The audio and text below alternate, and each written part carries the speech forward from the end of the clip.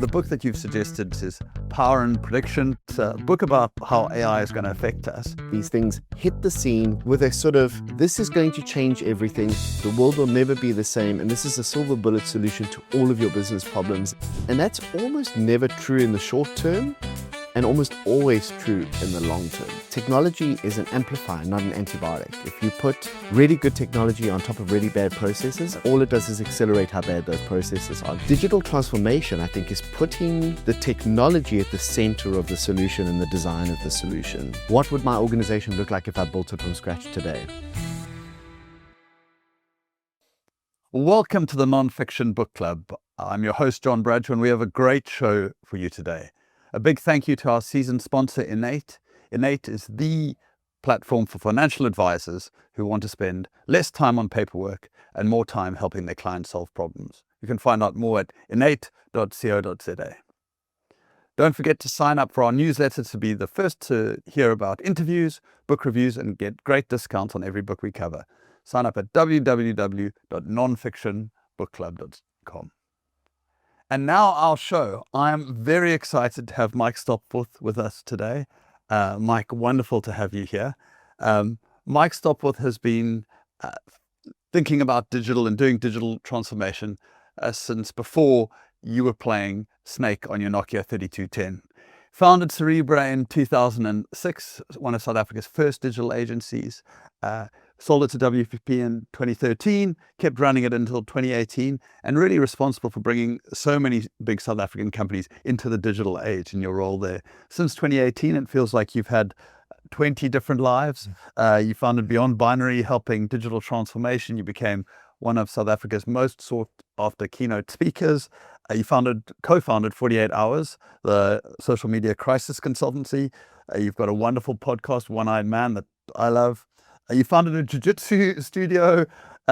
You've just founded a digital agency called Second Rodeo, which is already pulling in some big clients. And then you also have published a great book, which we're going to talk a little bit about, 52 Big Questions for Business Leaders, sitting right here. But I'm so excited to have you discussing the book we have today because you have been thinking about these issues of digital transformation that are now hitting many companies with AI. You've been thinking about them for a long time. You've been working with companies, wrestling with them. So brilliant to have you here. Thank you so much for being on the Non-Fiction Book Club, Mike. So John, as a Non-Fiction Book Club fan and associated member, super stoked to be here. And then just as your friend, like if I could take John Bradshaw energy and bottle it, I don't think I would have had 20 lives after Cerebra. I'd be a billionaire. So yeah, it's a privilege to be here. It's a privilege to be a part of this podcast, and I really can't wait for the discussion. Brilliant. Okay, so today, the book that you've suggested we discuss is Power and Prediction by Ajay Agarwal, Goldfarb, and Joshua Gans. Which you've digitally rendered. Digitally rendered. Not the easiest book to get hold of. You can get the audio book, and you can also from exclusive books get it off their website. But what's interesting about this book is that it's a book about how AI is going to affect us, but it's written before the generative AI hysteria. So it was published in 2022. So it's so interesting because many of the excellent points have been lost in the noise a little bit. So I think it's going to be great to look at it. But I mean, maybe to kick off, where were you in your journey when you first came across this book? Yeah, thanks, John. So I, when I left Cerebra, had quite a few questions about what I wanted to do next. And I'm fascinated by leadership, and I'm fascinated by the intersections of technology and leadership and how it seems consistently and repeatedly hard for big influential organizations to deal with technological change. And you know, my thesis was that's a function of leadership more than anything else. And I was like, seems to be a chasm between the people who are talented engineers and builders of amazing tech solutions, and then the people that pay them to make the tech solutions. And I was like, how do we narrow that gap? And I thought the answer to that was digital literacy. And so Beyond Binary was really a solution around how do we up the ante on the level of maturity in digital literacy at the highest levels of organizations, but not necessarily in a like, I now need to code, or I don't have to own cryptocurrency, and maybe I don't have to be on Twitter all day long, but there is a foundational level of capability I should have, and we could argue is negligent not to have if I'm going to be a strategic decision maker at the highest level of those businesses. Yeah. And that feels like it's even more so now in the world we've lived in, where the sort of self-serve AI tools mean that executives don't even need to code, right? They could be vibe coding and doing all kinds of things, but the basic understanding of the technology that they're using is the starting point for any sensible decision there. 1000%. So I really efficiently managed not to answer your first question by telling you where I was but what got me onto Power and Prediction was a 3-part series, the Freakonomics podcast, which I know you also love, I love. And the title of that was How to Think About AI. And I loved it because it wasn't necessarily what to do with ChatGPT or how to get the most out of the latest 4 tools in generative. It was, how do I think about this technology? And that had been the sort of defining question for me around all other emerging digital trends and technologies, because it almost always feels like these things hit the scene, whether it's NFTs or blockchain or social media before that, or any number of combinations of those tools, with a sort of, this is going to change everything, the world will never be the same, and this is a silver bullet solution to all of your business problems. And that's almost never true in the short term, and almost always true in the long term. And so I've developed a bit of an allergy to that kind of AI guru type appears in the moment of the new technology and goes, this can change everything, and a dire lack of maturity underneath that around, but why did it happen? How is it important for my business? What is the impact on knowledge and people and data and connection and relationship? And then what does that mean from a decision-making perspective? And I gravitated towards thinking and experts and podcasts and books that looked at the fundamentals of computing as a exponential force for change in our lives, as the best way to understand how to think about the tools that were on the bleeding edge of technological change. I hope that answers that. No, I think it's so great, because I think one of the mistakes I see a lot of people making is in that thinking about AI, they apply thinking that works as thinking about Excel or thinking about, CRMs, or it's that same, they say, oh, this must be a new type of that, where it seems completely different, and its second order effects are so hard to predict. So I think let's definitely make sure we come on to that. I guess maybe we should, most people listening aren't going to have come across this book. So won't you help our listeners by taking us through sort of the major thesis of the book a little bit? Yeah, so I was really interested in reading Power and Prediction because I followed Ajay's work from ages ago, even the emerging Silicon Valley Web 2.0 gold rush. I always found him to be one of the more lucid and sensible thinkers in the middle of all of the craziness. And so when I saw that he was, that this book was the result of a partnership between him and Joshua's work is work that I followed, but probably on a more superficial level. Love some of his talks, and I've listened to his podcast as well.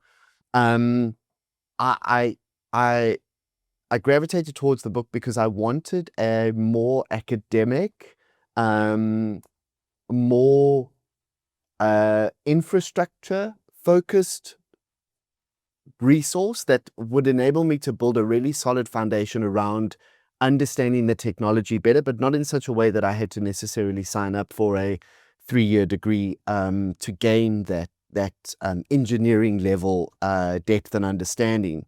I've always, I think, had an innate sense of how to translate technological complexity into manageable metaphors or comparisons or examples for my corporate clients. And so I thought that if I'm going to be doing that for generative AI, I really need to build a solid technological insight base. And this book was the best version of that. So the thesis of the book really is that the best way to understand the economics of AI is understanding the foundational drivers behind computational change. So if you can understand the exponential forces behind processing power, storage capacity, bandwidth and connectivity. And then you can draw comparisons between how that exponential change in computational capability is comparable to things like our discovery of electricity, and how society and business and politics and people responded to those changes. Then you can make much smarter choices about how to incorporate these tools in the ordinary day-to-day strategic focus of business. And I think what's so interesting in having that historical view and looking at something like electricity is it's really useful how they unpack the different types of solutions that then emerge. This idea of point solutions, which emerge quite quickly, and then there's application solutions, and then I think it was system solutions that that come up there. Do you want to help us unpack those a little bit? So I'm going to do that, but by stealing liberally from Tom Goodwin, who's another author I love, wrote a great book called Digital Darwinism, and is one of the better thinkers in the realm of digital transformation. And then I'm also going to borrow from a book that I was introduced to probably 15 years ago now, called The Victorian Internet, which was, and I can't remember the author, but The Victorian Internet was a look back at the introduction of the telegraph into society over a 40-year period, and how we could draw comparisons between how people responded to the changes off the back of the telegraph, changes in communication, again, politics, society, relationships, and the introduction of the internet, and how it was happening at a different rate, but the similarities were astounding. And I think in many ways you could draw lines between the Victorian internet and power and prediction in many ways.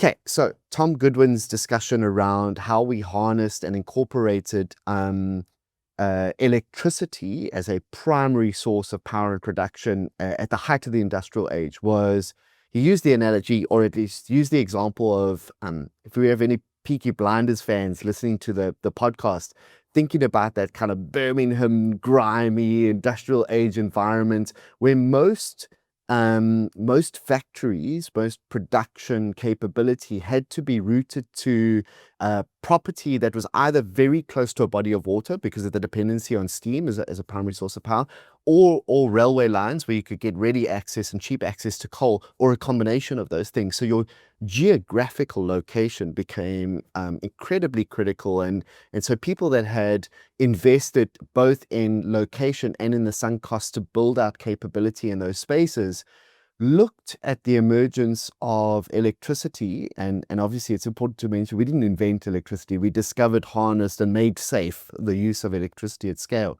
They looked at that as an incredible opportunity to drive efficiency, to introduce shift work, to make the environment safer and cleaner and less polluted for the people that were working in there. But instead of redesigning the way that the factory produced X widget, they simply pulled the steam turbine off the back and put an electric motor on, with all of the machines in series, off belts, just doing like the same job, 100%, exactly. but maybe a little bit quieter and a little bit quicker.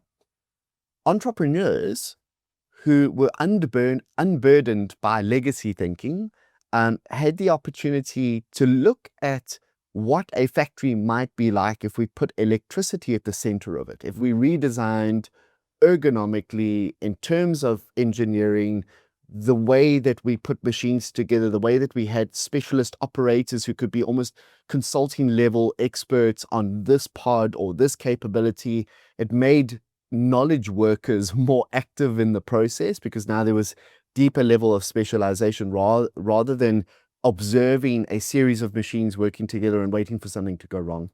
And so it was those people who disrupted the design of that capability, and I think really reinvented and optimized the way that those widgets were delivered, but at the same time also could look at different geographies and regions to build that, because you weren't necessarily so rooted to a body of water or a railway line. Right. And the similarities between that and how I see people incorporating even the most exciting technologies into legacy business infrastructure today are extraordinary, astounding. Most of us will look to, which I call digitization, will look to add layers of digital capability on top of existing business processes or operations, customer touchpoints or employee touchpoints to improve the experience and to save cost. And that works very often. In fact, I think the large majority of what people call digital transformation is just kind of digitizing, automation, really. Provided, this is a big proviso, the processes and systems that underlie that strategy are sound and already optimized and already working well. Technology is an amplifier, not an antibiotic. If you put really good technology on top of really bad processes, all it does is accelerate how bad those processes are, bad those experiences are. Right? Digital transformation, I think, is putting the technology at the center of the solution and the design of the solution. It's designing the new factory around electricity and all the possibilities that provides. And that's much harder to do when you are already deeply invested in a particular way of doing things. And that's why it's possible for an Airbnb to disrupt a very established hotel industry, or Uber to uproot the way we think about ride sharing or taxi services. And so, legacy becomes a big part of the conversation around innovation. And it does feel like, the Airbnb is a great example because it shows there's clearly something that's hard for the existing corporates to incorporate it, because you have this process in the factory where maybe the first step is, like you say, the coal-fired engine gets replaced with an electric engine. The sort of middle maybe application changes when all the engines, there's a little motor put all around the factory, and then the system solution is the factory is completely reimagined. Why this just was an absolute epiphany for me is, having lived in large corporates for most of my career, I could immediately see why some digital change is easy and some digital change is almost impossible. So the first type of digital change, which you call digitization, is just you tell everyone it's your job to do your job better using these new tools. You can say it like, don't write me a bad email without putting it through spell check. Don't draft anything without asking ChatGPT if you could have written this better, right? Doesn't change anyone's job, just makes them more efficient. The second one, the system solution, you have an executive accountability. So you say to your head of marketing, use these new tools. It's a little bit disruptive because you may have to not use an agency or use a different type of agency or reconfigure your team. Or reject behavior. And your team could end up looking quite different. But what's important is it doesn't change the power balance of executives within that corporate team. Because you still have marketing responsible for marketing, and sales responsible for sales, and buying responsible for buying, and operations responsible for operations. Within their area, they have an accountability. The third system solution is you reconfigure the factors of production. Right. So you might end up having a totally different executive team. You might have to give somebody that used to be your job, but we're giving it to them now. And that is very, very hard to do. Little decentralized, fragmented battalions of capability that are autonomous and funded and coming together to solve problems. That sort of links with this thought that organizations struggle to make changes that don't fit in their existing structure. Definitely. And that's really what I'm seeing in AI now. The best companies are saying, our base expectation, Shopify said this, our base expectation is everyone is learning how to do their job better using AI tools. Right? And for executives, that means leading your team. But the difficulty of rethinking about how you deliver the value you deliver to customers, because you now have those tools, that's an immense challenge, and most companies just can't even look at that. It's like looking at the sun. After a few seconds, gotta look away. Right, so prediction is in the title. One of the big theses in the book is that the cost of prediction, for those reasons you mentioned, with the lowering cost of chips and data and processing power and all those things.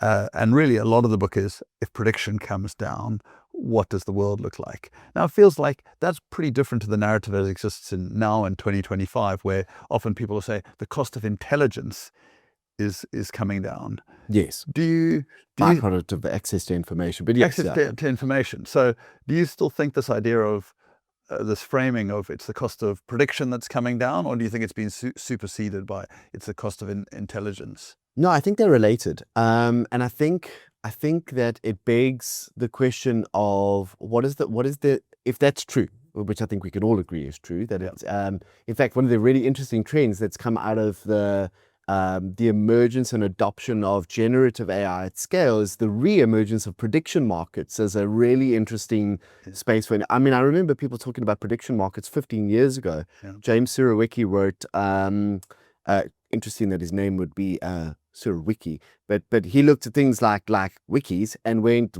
what? The book was titled Wisdom of Crowds, Yes. was the wisdom of the crowd. What conditions need to be in place for a group of heterogeneous, unrelated, disconnected people to come up with a really smart solution, right? And so I think the question is really about wisdom and intuition, which is what I think we hope we retain or the role that we can play as humanity when these machines and the people using them are able to replicate the vast majority of prediction operations and information related operations, where essentially what we're talking about is a map from like data, insight, and then action, right? So like what role does intuition, wisdom, experience play in that mix? And so I think I like that. Your use of the word intelligence is really interesting because I think there's two parts to intelligence. It's the access to information and then understanding it and knowing how to use it, which I would argue is more on the wisdom side of things. But you'll know, I think a lot about this dynamic between the very best use of data science in our organizations, in our lives, even in our personal capacity, liberating the very best of what I've been calling domain expertise, which I think is a fancy way of saying intuition, wisdom, experience. And so that becomes an interesting byproduct of power and prediction as a platform for thinking about the role that AI will play now and into the future in business and in our lives. I worry that a lot of what we are asking AI to do now is to replicate some of the things that are best done when we create the space for domain expertise, for intuition, and for smart, intuitive thinking. But I get the sense that we are forgetting what jobs AI is best at and asking it to do the stuff that probably we should be asking humans to do, and vice versa. Still have a lot of humans doing the stuff that we probably should be relying on AI to do. So I really don't like this idea of the intelligence is getting, like the cost of intelligence is going down, because I think it's too loose. Like you say, like what is intelligence? It's interesting, so much of what ChatGPT is using is almost the cost of a decent creative act, decent try. That's generative. A decent picture, decent writing, that seems to be coming down. What I loved about the book is I had missed the fact that it's also the cost of prediction that's coming way down. So the fact that my father knows the way everywhere, he can drive anywhere, and even on my daily commute, I use Google Maps. Because I want to know what time I'm going to come home, and I want to know, is there a shorter route just today? Is something happening? That's the cost of prediction that's gone way down, and therefore I've included prediction into my life. So I think it's going to be really interesting as we say, oh, what are the different costs that are coming down in this AI world, and therefore what activities now become viable? But I think your point that you're saying, there's wisdom and intuition. In the book, they talk a lot about how tasks are going to be separated into judgment and prediction, which I think is really interesting to say. In any role, you can fractionalize the role. There's all the bit that was just prediction, which is better done by AI, but judgment is going to stay. Is that something that you've... much better word than intuition, which I was wrestling with earlier on. Yeah, judgment. But I think it's these intuition, wisdom, judgment, it's that sphere of things that we hope will be left. And this fractionalization of roles into prediction, or the stuff that AI does, is that something that you're seeing as you work with companies, or as you build your own company? Are you thinking about roles differently? Yeah, so I want to use a corollary example, which is also like quite a hot topic in technology and information right now, that I saw happening in the early days of like the most disruptive days of social media. And as it's normalized its role in our lives, as I think that in the novelty around social media has disappeared, and what it actually is now settled into the fabric of society. Something interesting is emerging. So the big thing when social media happened, and now there was consumer generated media and anybody could publish on the internet, was what's going to happen to journalism? What's going to happen to, and what happened was like a decimation of objectivity, of really good fact-based news. In fact, news died. Partly because the incentives around how to monetize news and what people default to wanting to read and wanting to share, and that being the primary determinant of its value, shifted as well, right? So what that's done is not killed journalism. It's the classic video, kill the radio. So I think it's made good journalism possibly more valuable than ever before, harder to find, and maybe that's the biggest opportunity in the world right now. And we haven't seen the end of that, right? It feels like that's still playing out. It feels like that might be the thing that emerges. Now that for me is a really interesting corollary to the discussion we're having around the trade-off between prediction and judgment, is that there's this discussion around all of this access to information, my ability to process so much information very quickly with smart prompts and really great engineering results in just a much lower cost around the economics around prediction.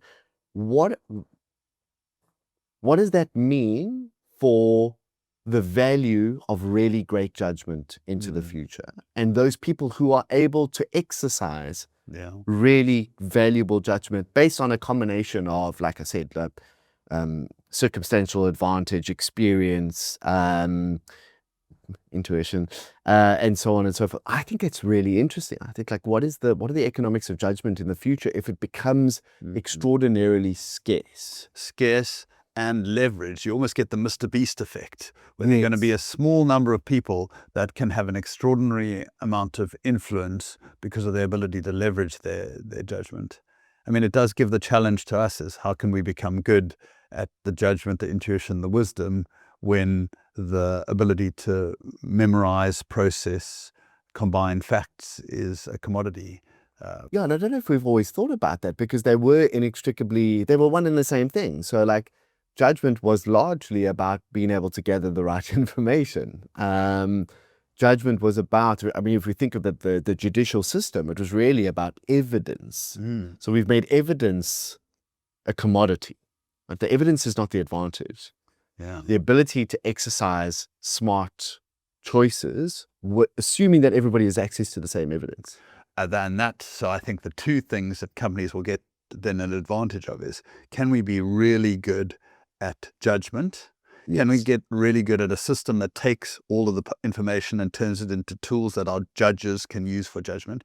And then can we have our own proprietary evidence that nobody else has access to? Because for those companies that can hold on to evidence, then I think what's really relevant about that is, Google, Meta, these are companies with huge proprietary evidence sets of our behavior. If you think of just what sits in YouTube, because of their, Google has access through YouTube. It's got an enormous amount of data that nobody else would have access to, that they can then use to apply to those models. Let's imagine that becomes less and less valuable, or less and less of a differentiator. And I think the only thing that I would add to what are the capabilities of the organization of the future if they want to maintain a competitive advantage, assuming that that's even something important going forwards, is the ability to then mobilize people around that insight that comes with superior judgment, right? So how do you drive complex systems of people, which right now the vast majority of hierarchies, the traditional way of building organizations is incredibly complex and incredibly difficult. So that's where we started. And how do you mobilize people around that insight? How do you drive them to action? How do you get them speaking the same language that comes from that insight? I mean, I suppose the AI skeptics would go, what people? Okay. But I think this I'm so interested, before we run out of time, I want to jump on this because mobilizing people for action sounds quite a lot like leadership. Yeah. Which is where we started the discussion. So, I mean, given your experience in watching good and bad leaders go through the invention of social media, the invention of e-commerce, the bubbles of crypto, and the invention of MarTech, and now AI, what is it that the best leaders do to lead their organization, to mobilize their troops? We spoke about Airbnb early on, and when I talk about the Airbnb and hotel example, I go, the mistake that the hotel industry made was being really good at its job, highly competitive, deeply saturated, and ultimately, I think, losing sight of what problem they actually solved for people. Yeah. Because the obsession and sole focus of almost every major hotel group in the world was property acquisition and occupancy maximization. Yeah, just like it's a formula, and it's who can get the deal through the fastest and who can optimize that space for maximal occupancy. The problem that hotels solve for people is, when I'm not home, where's a safe place for me to sleep that is preferably clean and affordable? I mean, even those are optional. But that's the problem. The problem is, where can I sleep when I'm not home? It's a job to be done. That's the job to be done. The best leaders, I think, run organizations that grow and scale and innovate and improve and maintain relevance and competitive advantage without ever losing sight of this singular problem that they solve. What is the problem I solve for my customer? Second question, provided I can articulate that and everybody understands it, what are the most interesting, innovative, creative, and alternative ways to solve that problem? If we're doing that and we're winning at that, then of course, let's explore all of those innovations and creative and alternative ways to do that, because that's probably where the disruption is going to come from, because we forgot about it. But if we have maintained our focus on that problem, the only thing that should ever change that vector, the only thing that should ever move focus is customers no longer have that problem. Yeah. Okay, cool.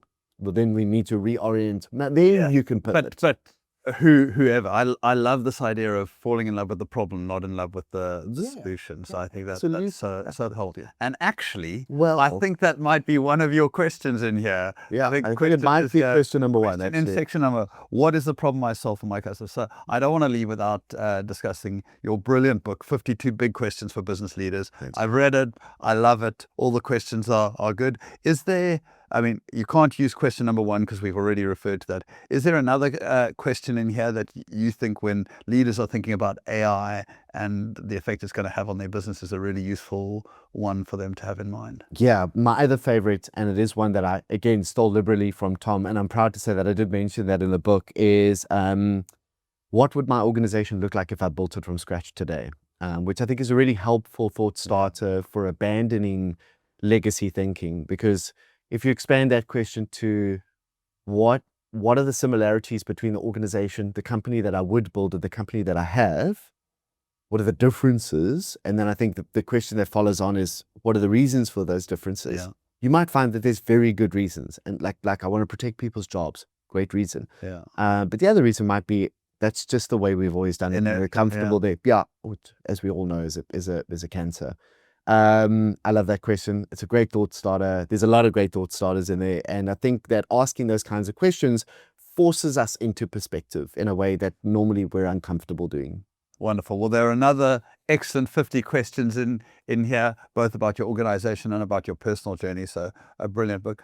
Mike, John, thank you so much for being on the Nonfiction Book Club. Power and Prediction is a great book. If you want to get out of the hype a little bit and you want to get into really thinking differently about AI and getting your skeleton for thinking about AI right, this is a great one. But thank you so much for being with us, Mike. It was a brilliant discussion. Thanks for having me on the show, John. A big thank you to our headline sponsor, Innate. Next time you're talking to your financial advisor, ask them what platform they're using to manage the administration of your investments. If they say Innate, you can take comfort knowing they're using technology to work smarter and serve you better. Visit innate.co.za to find out more. A reminder to sign up to our newsletter to always be the first to hear about book reviews, interviews, and to get book discounts on great books from our book partners' exclusive books.